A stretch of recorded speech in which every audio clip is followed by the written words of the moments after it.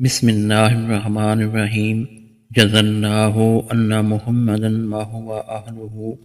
حضرت ابن عمر رضی اللہ عنہ سے روایت ہے کہ نبی صلی اللہ علیہ وآلہ وسلم نے فرمایا، جنت کو رمضان کے لیے پورا سال مزین کیا جاتا ہے۔ فرمایا، جب رمضان کا پہلا دن ہوتا ہے تو عرش کے نیچے جنت کے پتوں سے ہوا چلتی ہوئی حور عین تک پہنچتی ہے، تو وہ کہتی ہیں، رب جی، اپنے بندوں میں سے ہمارے شوہر بنا دے، ہم ان سے اپنی آنکھیں ٹھنڈی کریں اور وہ ہم سے اپنی آنکھیں ٹھنڈی کریں۔ مشکوٰۃ المصابیح حدیث نمبر 1967۔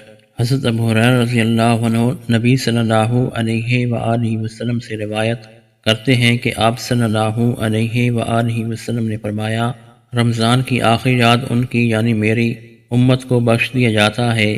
عرض کیا گیا، اللہ عز و جل کے رسول، کیا وہ شب قدر ہے؟ فرمایا، نہیں، لیکن جب کام کرنے والا اپنا کام مکمل کر لیتا ہے تو اسے پورا اجر دیا جاتا ہے۔ مشکوٰۃ المصابیح حدیث نمبر 1968۔ حضرت ابو ہریرہ رضی اللہ عنہ سے روایت ہے، رسول اللہ صلی اللہ علیہ وآلہ وسلم نے فرمایا، جس نے روزے کی حالت میں بھول کر کچھ کھا لیا، اسے چاہیے کہ اپنا روزہ پورا کرے، اسے اللہ عز و جل نے کھلایا اور پلایا ہے۔ سنن ابن ماجہ حدیث نمبر 1673۔